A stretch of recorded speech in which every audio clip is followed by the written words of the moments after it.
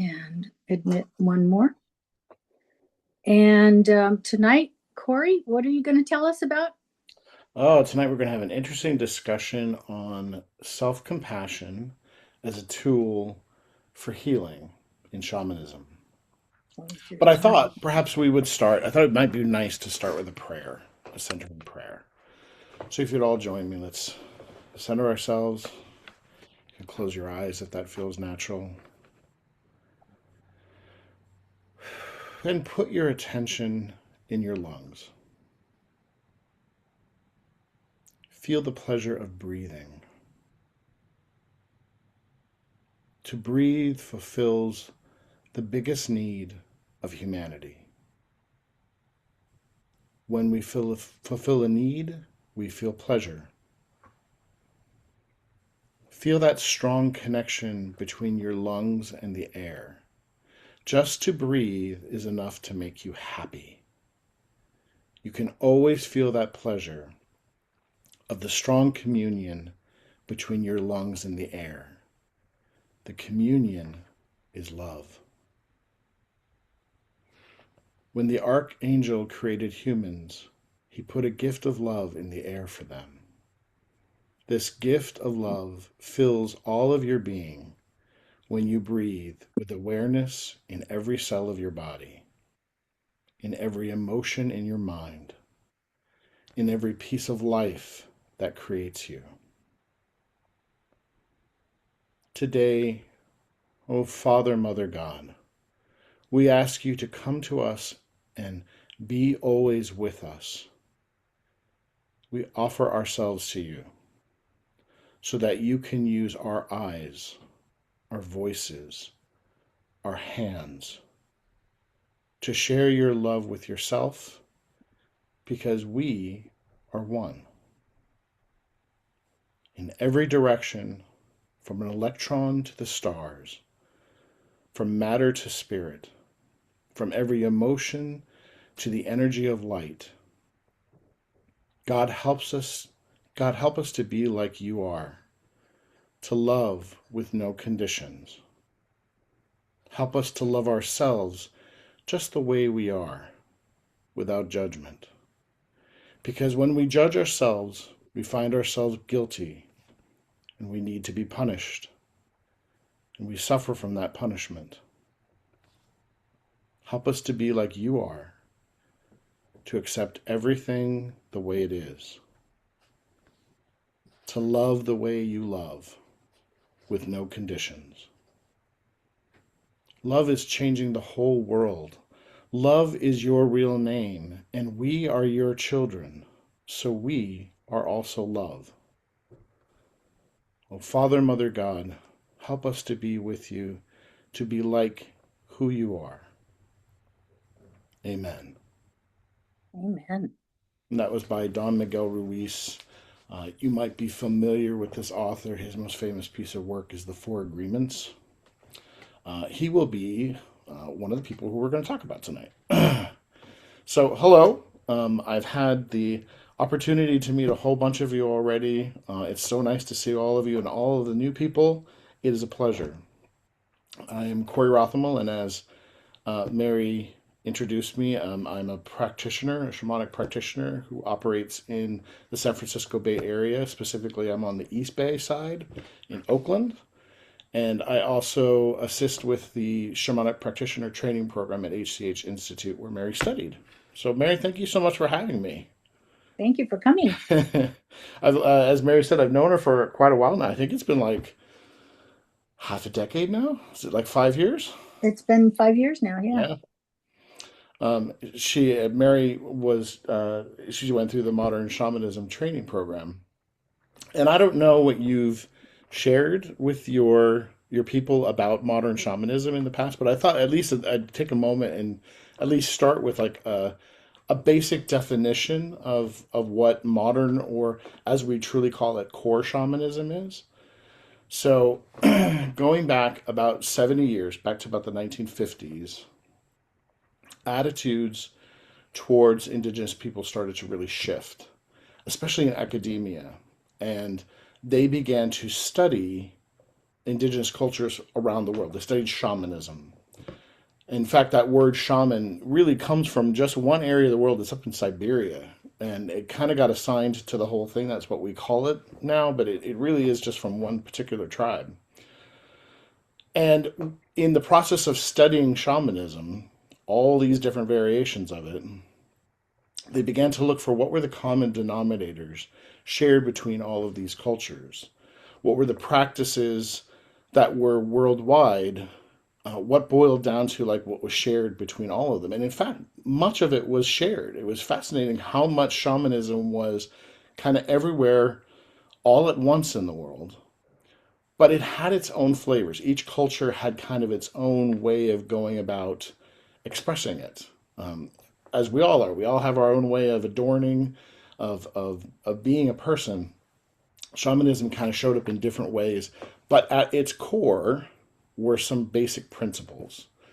And those basic principles that were shared across the spectrum is what is at the foundation of modern shamanism. So it draws on all of this information worldwide, but it winds up being an amalgamation of this knowledge and traditions. And it can also include shamanic related information, which I find really exciting in that science can be drawn into shamanism as well. Shamanism is trying to explain the unseen natural world, and science is trying to explain what is known about what is knowable about the seen world. So, in our learning, in my own learning, I came across something really interesting recently that I thought this would make a good topic for tonight's discussion. I found a spot where the ancient world crossed with the modern world, and in a perfect sort of way, it complemented each other, and uh, kind of the modern world kind of filled in a tool to help make the idea what the ancients were trying to share complete. And it was through our Shaman's Book Club. Mary, did we have Shaman's Book Club before you graduated, or did we start it after? You started after. Yeah, I thought so. Yeah. So we do these trainings. We do all day trainings once a month for the Shamanic Practitioner program. And it's a lot of information to communicate. And we often find that we don't have enough time to really go into any depth with the materials that we assign for reading. So we thought, oh, well, what we'll add in is about another class, about halfway between each training, where we tackle one of the books that's assigned for reading and we go a little deep with it. Well, the last two books that we talked about, the first one being Beyond Fear, The Toltec Guide to Freedom and Joy by Don Miguel Ruiz,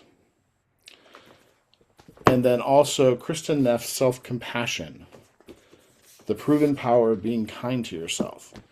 These two books just happened to line up as the two books that were selected, and they were back to back. And so I run the book club, and so I kind of take a month and I'm reading these books and processing them and trying to figure out how do I explain these to people. And in this process of doing these two books, I found, wow, they really complement each other, like in a really significant way. And I thought that's what we would talk about tonight. They both have shared similar systems for healing and freeing the mind. And it's literally like the ancient Toltec wisdom of the ancient world meets the modern psychology science of the United States. So I thought this is what we would talk about, and this is what we'll jump into. So, the Toltec civilization.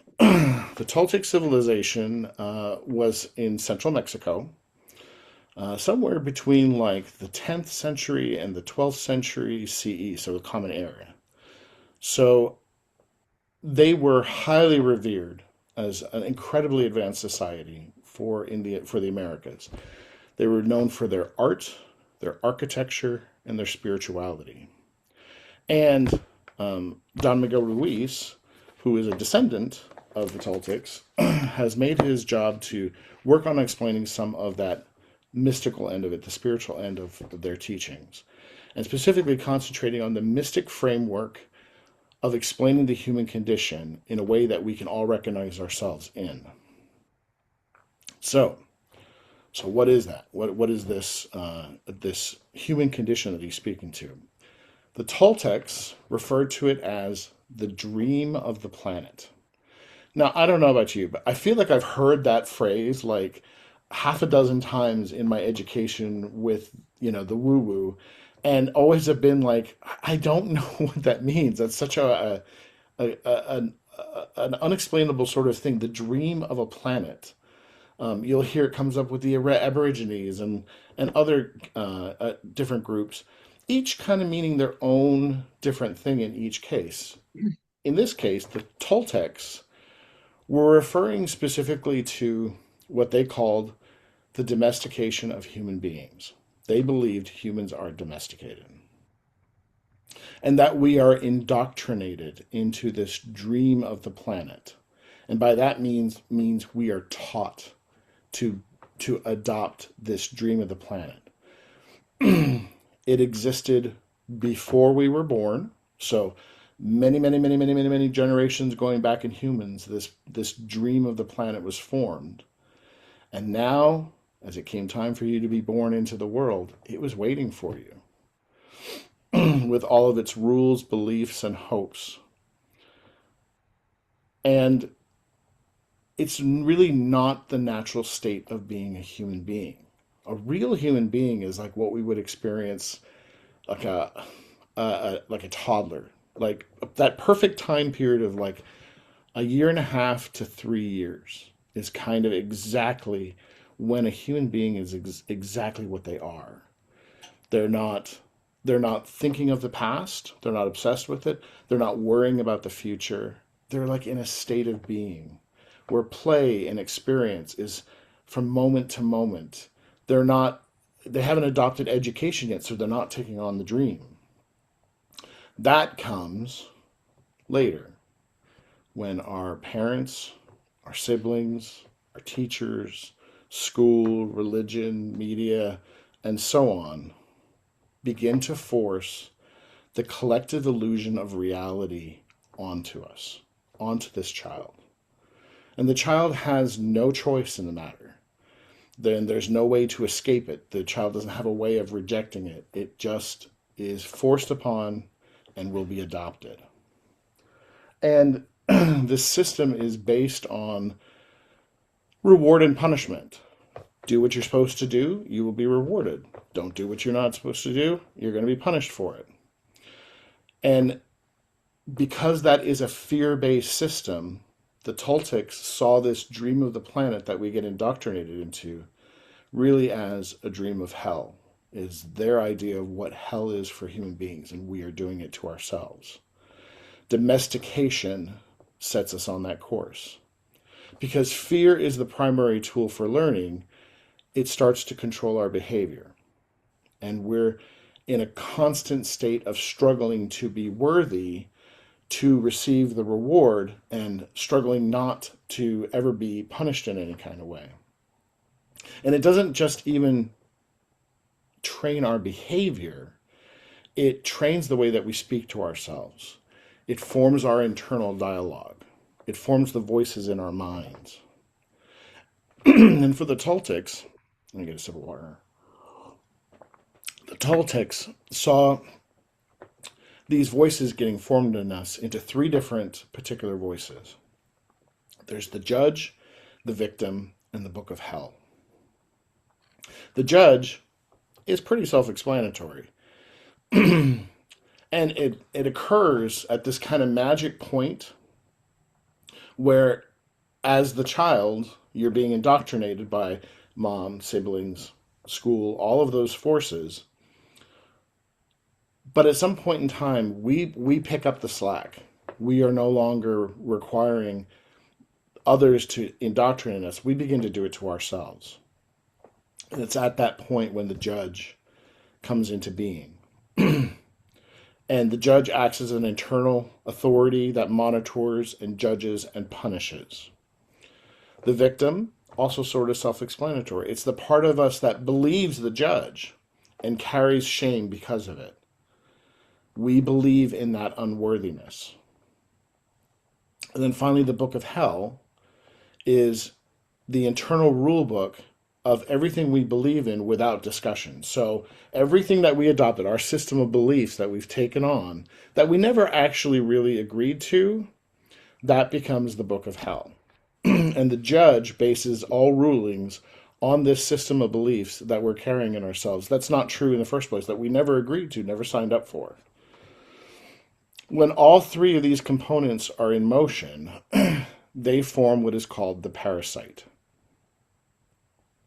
And the parasite is, maybe the best way to sort of think of it as the thoughts that feed on negative emotional reactions that loop in our minds. If you've ever heard someone say, like, it's that tape that's playing in your head, they're referring to that's the parasite. It creates self-destructive behavior. You just said that. It creates addictions. It stops the actual production of emotions that are needed to develop your soul. It actually takes you in the opposite direction. The parasite, in many ways, will be responsible for our demise. And as the Toltecs saw it, you had two choices to deal with it. You could surrender and give in to it, or you could fight. And if you decided to fight the parasite, they called that a warrior. To take on this impossible task of, like, this voice inside of your head that wants to take you down by stopping and noticing what's going on and reevaluating what your choices are, what it is you've committed to. So the first step, as they saw it, was this is kind of a foreign term, and it's only because I only introduced this because there's not quite an American English equivalent for this word, but it's called the Matolte. And the Matolte is, think of it as like that inner noise, the confusion and contradictions of your mind that is in a jumbled state. That's the Matolte. And coming into awareness is the first step in freeing yourself from it. It is also the word, Matolte is also used as the ritual that the Toltecs would use to free yourself from it, which the book actually doesn't go into. The Toltecs didn't have modern psychology, but they did have an understanding of exactly how suffering feels inside. And this is where modern science can kind of jump in and help fill in, because it has a more complete way of explaining what's going on in the nervous system. And that's where we get to Kristin Neff's book. Dr. Kristin Neff is a professor of human development, and her work is not what I would call shamanistic, but it's shamanistic in that it is based in practicality and groundedness. And as I said, shamanism embraces science. Science explains the natural world. Shamanism is trying to explain the unexplainable natural world.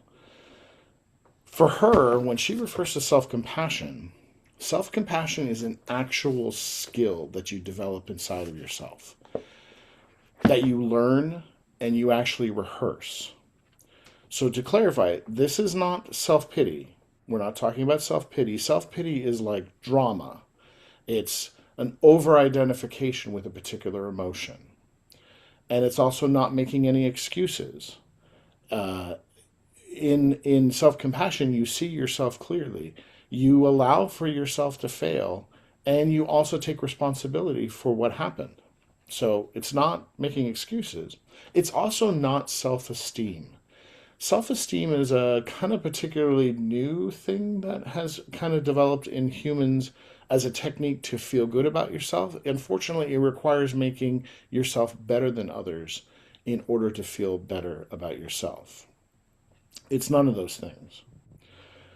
This technique is applied when you're feeling emotional pain, particularly like when shame is flaring inside of you. And Dr. Neff refers to the inner voice that comes up, this incredibly irrational critic that comes up inside of us that wants to motivate us by self-harm. In other words, you better do this or kind of thing. Almost identical to the Toltec, the civilization from Mexico's idea of the judge. So what Kristen Neff recommends, what Dr. Neff says is, instead of going to self-harm, take a self-compassion break. And this self-compassion break breaks down into 3 different steps. There's mindfulness, common humanity, and self-kindness. So let's back up and we'll talk about each one. So mindfulness. Oh, there's one of those loaded words that, like, when it comes up, people are like, what exactly does mindfulness mean? It's really simple. Mindfulness equals awareness. Come into awareness. Take a moment to see the situation as it really is. Just take a breath and notice, I am suffering right now. Whatever it is that has me upset, I'm feeling it. Step 2, after you're aware that you're feeling suffering, embrace your common humanity. In other words, remind yourself that to be human is to fail. Suffering is a part of life. I'm not the first one to mess up. I'm not going to be the last one to mess up. I'm not separated from the group. I'm not separate from the tribe. I'm a part of it. And then third, after you've done mindfulness and recognized, and you've given yourself the break of recognizing that to be human is to be hard, treat yourself with kindness in the moment. And we'll do an example of this later, so we'll get into it a little bit deeper. And what this whole process that Kristen is referring to is very similar to what the Toltecs talked about, taking inventory and breaking agreements. It is often paired also with touch. Touch is an important part of feeling safe. So, as you're doing the self-compassion break, you could put your hand on your heart, or put your arms around yourself. By doing so, this engages the body's care circuitry. It signals safety to the nervous system. The body often believes tone and voice and touch more than it actually believes thought. And from a shamanic perspective, self-compassion isn't about being nice. It's an actual technique for withdrawing belief from the judge, from the irrational critic. Self-criticism activates threat. Self-compassion activates safety. Safety allows awareness to return. There's that whole, I'm now able to take notice of what's really going on. I don't have to over-identify with emotion. You can just see it as it is, 2 feet on the ground. You realize that you are not the only one. Life is hard. You allow yourself to be human and have failings. And it breaks the carrot and stick fear-based motivation system that the judge and the irrational critic operate under. That one that says, I am not okay if I fail, therefore I must try harder and succeed. You choose health and well-being over harm. It allows you to support yourself like you would a loved one. So let's use one of Dr. Neff's examples. So she offers the idea of a picture son who's come home from school and he has failed a math test. And he tells his father, and the father responds. Now, the father can do all different kinds of reactions. He might go along the lines of what was kind of older way of being a parent, more in the irrational critic end of things. See if maybe this sounds familiar to any of you. Kind of similar to the judge, where you're a loser. You're a total failure. I'm disgusted with you. You should be ashamed of yourself. You better improve these grades or else something, a punishment of some form. The effects are you're creating the parasite in someone through depression, destroying confidence, developing a fear of failure, losing faith. Self-compassion, on the other hand, let's try that one on. So imagine the father coming up now this time, and from a compassionate point of view, offering, wow, you must be disappointed. It's okay. It happens to everybody. You're not bad for failing. I still love you, but this is a problem. Now, here's one of those places where it's taking acknowledgement of the reality. So what can I do to help? You're tangibly supporting. Let's figure out what's going wrong. I will be here to help. I believe in you. How did those two options sound to you? Which one would work better for you? The trouble is, as human beings, we so often choose the irrational critic and the judge. We go with self-harm as our motivator. We cannot heal or grow while the judge is in charge, period. Self-compassion, on the other hand, in self-compassion, the judge is no longer believed. The victim owns their power. The book of hell is rewritten, and the parasite is dissolved. And most important, this is really most important part of it. This is where Kristen Neff is brilliant. She does this she replaces the judge without installing another tyrant. Self-compassion doesn't put a kinder ruler on the throne within you. It dissolves the throne entirely. There's no wiser voice, no more spiritual voice. There's no one to take the role of punisher. Just awareness meeting what's there without attack. And this addresses what the Toltecs knew must be done to free the mind, but with a practical modern tool. So let's loop back. Let's go back to the Toltecs now, the ancient society in Mexico. They finish out this, what I see as like one thing, with a really, really handy little tool, a technique for cleansing your emotions. So imagine, you're feeling an emotion like, mom really upset me. I was on the phone with her and man, was she difficult today. Like, she's so judgmental of me. She was holding me to my past. None of that was working for me. Hold that wound in your mind. Hold that feeling in your mind. And breathe deliberately while thinking the word love. Allow the process to positively change our relationship with the wound. This works on new and old wounds, but note that old wounds may need additional work to help clear them. And the Toltecs recommended that you do this habitually, cleaning the emotions in the moment as they come up, and then as a practice at the end of every day, taking a few minutes to review the day, notice what were the hard emotions that came up, and doing this breathing technique of love into them. I like to picture my Pennsylvania Dutch grandmother doing like a good scrubbing, like taking some dirty dishes and cleaning them when I imagine this. Because that's what it feels like you're doing with the emotions. You're giving them a good scrubbing and returning them to some place of beauty before you put them back inside the shells inside of you. Together, all of this begins to free the mind from the dream of hell. So, let's end with a little experiential experience, just to give you a sense of what it is I'm talking about. So, again, close your eyes.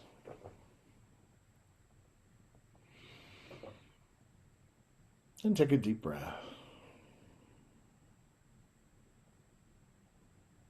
Bring your mind to something small. Something you've been judging yourself for lately. Not your deepest wound. Just something familiar. Place your hand on your heart.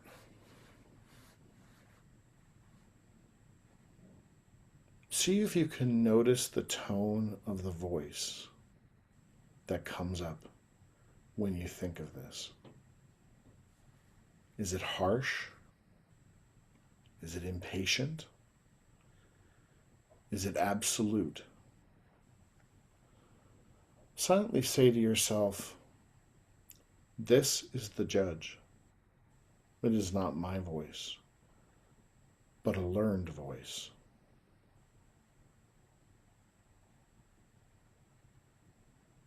Now say, I don't have to obey this voice to feel safe.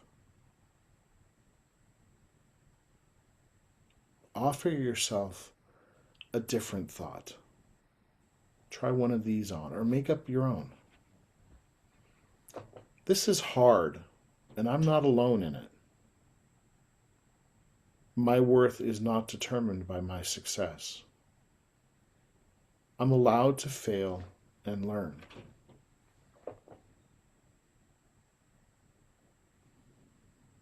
Now gently breathe into that judgment,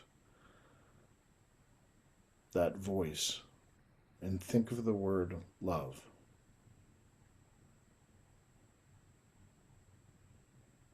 Allow your feelings about the issue to shift.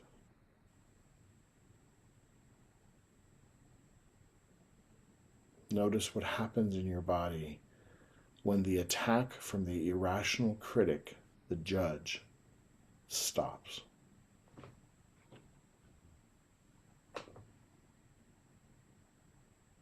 And when you're ready, return to the room. That is the path out of the dream of hell. And thanks for letting me share it with you. Does anyone have any questions about this? I think that's beautiful. Thank you. Any questions? Anyone have idea about how to use this?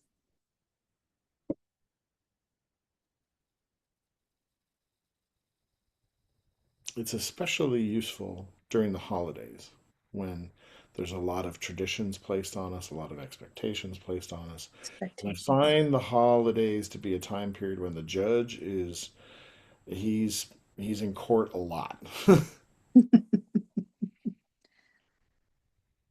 I can, yeah, go ahead, Kaya. Unmute and then share. Yeah, that's Yeah. exactly what was going on with me when I thought about stress, being very, very, very stressed. Yeah. And then it turned into because you never go visit them. These are my great grandchildren. And then it turned into anger, which is they never say, hey, we like this or we didn't like that, or it got into that one of those syndromes and being tired. And it just, this they're the only people that I really do anything for. Some of it was enjoyable, but some of it is, oh my God, is this ever going to end? Is there what else is there to do? Oh, and I won't get it done, but I want to say something clever and I can't write. Truly, I get exhausted when I try to write because my writing is just gone. I make mistakes all the time. And You're judging. that has to, yes, and it has to do with my age, which I have not yet gotten into a peaceful state about, so it gets complicated for me. But as you said, Mary, judgy, judgy, here comes judge.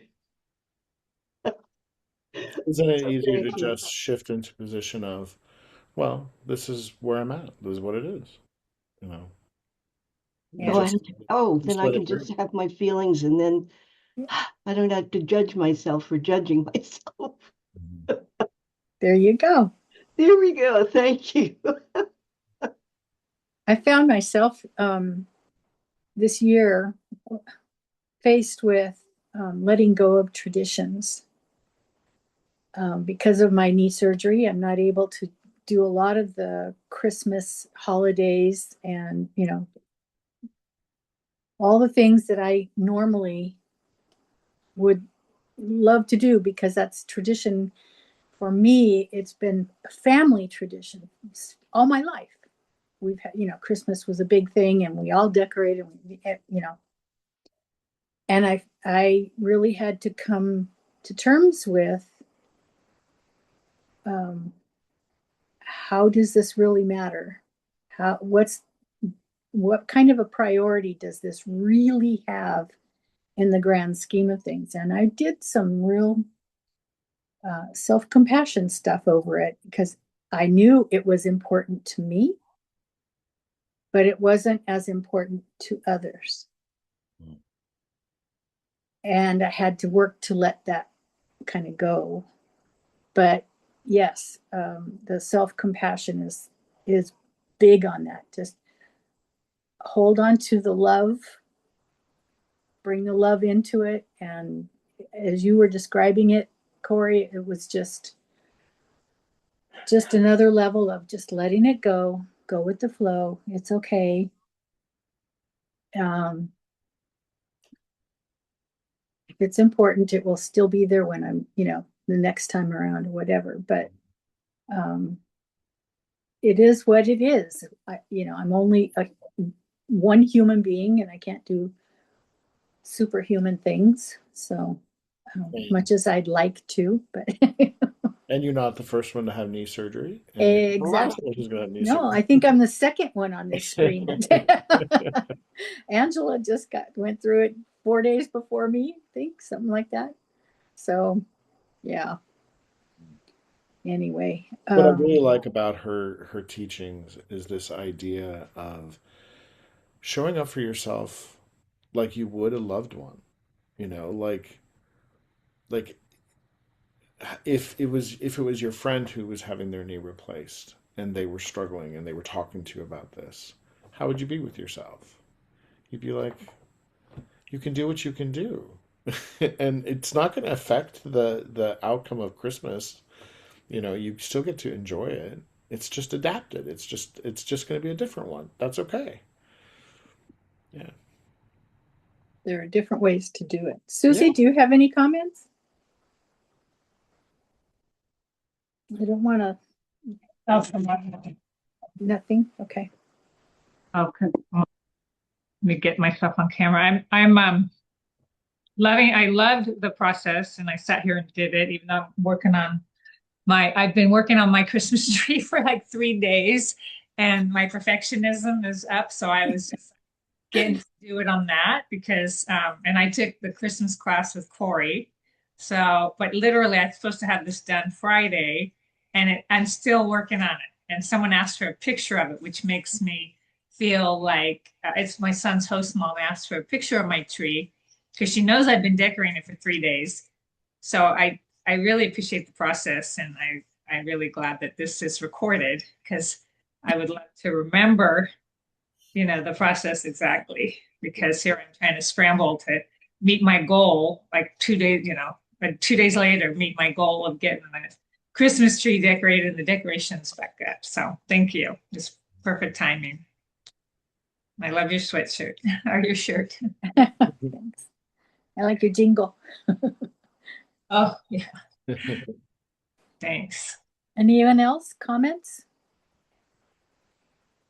Angela, how's your knee? Well, it's painful. I can't believe. I mean, I admire you sitting there. I'm in bed. But I haven't been sitting still. You've probably seen me squirming. Yeah, ice is my friend right now. But Corey, I just wanted to say that as soon as I was able to breathe, and I mean, I'm struggling, and I really like what you have to say about treating myself like I would a friend. I spent years getting off of Lunesta to sleep, healing my insomnia, and then boom, after this knee surgery, I'm not sleeping. I'm taking medications. So I this was really important tonight but I did feel that shift when with that compassion. I could just really feel that giving myself some love and acceptance for where I'm at. Yeah. So thank you. So, take good care. Anybody else? Comments? Thoughts? Was it helpful? Mm-hmm. You're going to go back and use it, like Susie said, over and over again? Charisse. Yeah, I keep thinking I could have used this about 30 years ago. Somebody should have told me this then, when I was really at my peak of being a maniac. I'm still a little bit of a maniac, but not as bad. But now you're judging again. So Yeah. No, it's okay. It's yeah. and you've come around to it now, right? Well, I'm learning to let go too, and I think I see how this ties into that quite a bit too, is sort of letting go of these things too. They've been built up around us. It's like walls built around us that we have to push them away and let them go. Yeah. Free us. I kind of feel that they're more like melting away. There's no real push with compassion. Mm-hmm. For me, it's a melting process, kind of dissolving rather than attacking it, you know? Everything feels active to me. It's just, okay. it's me. It's the Aries Okay. in me, you know? Yeah, well, okay. Everything's a fight. You can't help that. Right. Can't help it, yeah. The Cancer in me is just saying, oh, sorry. Oh, well, see, Passive. I have a Cancer ascendant, so that's what helps. Helping. Are we on the right track, Portia? Anyway, that's next. Yeah. So, any other comments for Corey? Thank you. Sure is. Trust too that like the lesson is coming exactly when you were ready for it. Exactly. Yeah. Exactly. There is that. There's that. Yeah, I see that. I see it now too. And yeah, it's sometimes, sadly, sometimes it relates to people that are no longer in your life. When they're not there anymore, as sad as it can be, it can also be liberating that those traditions and things aren't being kind of pushed onto you anymore. Except True. sometimes you don't know what to do with that when it comes, right? Yeah. Yeah. Yeah. Well, now you know how Yeah. to handle that. You know, just give it love. Give it love. Yeah. Right, Kate? Just give it love. Send love its way. Kaya, did you Great. want to say something else? Anything else? Kaya? Oh, this is about when you mentioned the parasite. And just briefly, I'll say this much. I was sometimes do feeding your demons work. Are you familiar? Yep. Yeah. Yeah. And I chose as my demon the parasite, and I couldn't get anywhere on it. It was, I don't know. So it was very interesting to hear you say, well, I'm still here and who knows what'll happen eventually. We'll see. Yeah. Maybe a little more work on that. Yeah. Curiouser and curiouser. All right. Okay. Well, Corey, thank you for this presentation. It's especially at this time of year, something we often don't think about, self-care kind of thing. So yes, we love, love, love, and love each other, love ourselves, and hopefully everyone will have a wonderful holiday season, Christmas, New Year's, whatever holidays that you celebrate, enjoy. And we'll see you in the new year. And Portia will be our guest. Looking forward to it, Portia. Yeah, that'll be fun. You want to give us a little? It's gonna have a nice little presentation with lots of illustrations for you guys to follow along. Awesome. Because Oh, I what have I'm to gonna learn talk how to share about screen. will not make any sense unless there's a diagram. And tell everyone what the topic is. Well, I was gonna tell Mary I'm kind of changing it up a little bit. We were gonna do like the planetary influences, between retrogrades, moon cycles, and solar flares. But the more I get deep into the solar flares and all the ascension symptoms that come from that, I think I might just make that the topic. Okay. It's Cool. high on everybody's talk list these days. Yeah. Yeah. Count me in. There's Well, 'cause so we have many been of them. experiencing a lot of X-class flares, and we're feeling it more and more every day. So Yeah. it's just a really good thing to talk about, like how you can, what you can do to, while you're navigating all of this physically, and how to care for your body during it. Perfect. Yeah. Thank you. Yeah, because with all the changes that are coming, whew, Yeah. we need something to keep us steady there. Well, it's like a physical, emotional roller coaster, right? You're like, oh, I'm feeling good today. And then you're down. Then you're feeling good. Then you're down. And you can't figure out for the life of yourself, you can't figure out why that's happening. Right. You're going to help us figure that I'm out. going to help you guys. Thank you. You're welcome. Thank you all. All right. Yeah, you're gonna have to let us know if we need our foil hats for that one. Thank Continued you. good healing for you, Angela. Keep that knee going strong. And everybody else, I'll see you guys, many of you, I'll see you on Tuesdays. And until then, Merry Christmas, Happy New Year's. Love you Happy all. solstice. Oh, yes, the solstice. solstice. Yes, if you're available on the 21st, Sunday the 21st, is that right? 22nd, 21st. The event 21. Yeah. The event is the 21st. Yeah. With HCH, and they've got a whole program lined up. I've been to one of those in person before. Corey did a beautiful reading for that one. And Holly and Annie are putting together something beautiful for that. So HCH is taking Zoom reservations, but there's no cutoff, so everybody's welcome. So that should be really beautiful. And if I don't see you then, I'll see you hopefully in the new year or on Zoom. Thank All you right. so much. Thank you so much, very much. Thank you. Are you stopping the recording? I am stopping the recording. There we go.